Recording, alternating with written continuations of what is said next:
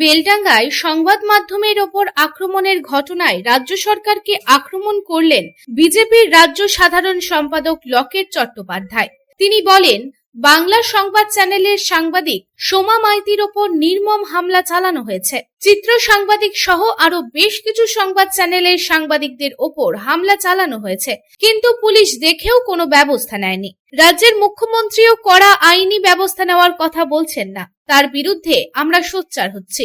কাঁকসার বাসকোপা এলাকায় সাংবাদিক বৈঠক করে এই কথা জানালেন বিজেপির রাজ্য সাধারণ সম্পাদক লকেট চট্টোপাধ্যায়। তিনি আরো বলেন, এখানে তুষ্টিকরণের রাজনীতি চলছে, ভাঙচুর চলছে, ওয়াকফ বিলের পর লুট হয়েছে। যে কজন লোক মহিলা সাংবাদিকের ওপর হামলা করেছে তাদের উপযুক্ত শাস্তি চায়। আরো বিভিন্ন বিষয় নিয়ে তৃণমূল সরকারকে আক্রমণ করলেন লকেট চট্টোপাধ্যায়। তার বিধায়ক, তার সাংসদরা চুপ করে বসে দেখছেন, এবং তারা একবারের জন্য ভাবছেন যে কত মানুষের আজকে সাংবাদিকের উপর অত্যাচার, সাংবাদিকদের উপর অত্যাচার, মহিলা সাংবাদিকের উপর অত্যাচার। আর এই সব লোকজন যারা বসে আছে রাস্তা ওয়েট করে আছে, অপেক্ষা করে আছে, কত তাদের মানে বিপদ নিয়ে হাতে নিয়ে বসে আছে, তার কোনো ঘুষ নেই। একটাই জিনিস, যে তাদেরকে তুষ্টিকরণের রাজনীতি আছে। এখানে তুষ্টিকরণের রাজনীতিতে সবাইকে একসাথে রাখতে হবে, সবাইকে ভোট করতে হবে, 30% ভোটটা আমায় নিতে হবে, তাদের কিছু বলা যাবে না, তারা দুধেল গাই আছে।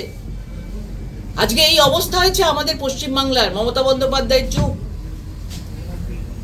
আজকে দেখছেন যে ট্রেন আসছে, মানে স্টোন পেল্টিং হচ্ছে, সরকারি সম্পত্তি ভাঙচুর হচ্ছে। সিএ বিল বেরোলো, সিএ বিল পাস হলো, সঙ্গে সঙ্গে একদম তারা হুড়ুর করে বেরিয়ে পড়লো, মম একদম হুড়ুর করে বেরিয়ে পড়লো।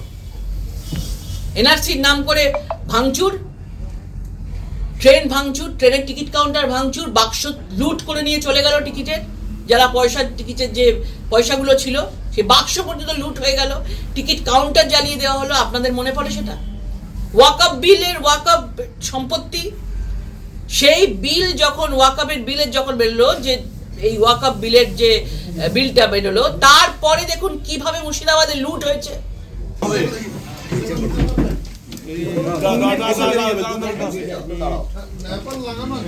भारत माता की जय, भारत माता की जय, वंदे मातरम, वंदे मातरम, बीजेपी जिंदाबाद, দুর্গাপুর থেকে সাধন রুজের রিপোর্ট, পাবলিক টাইমস।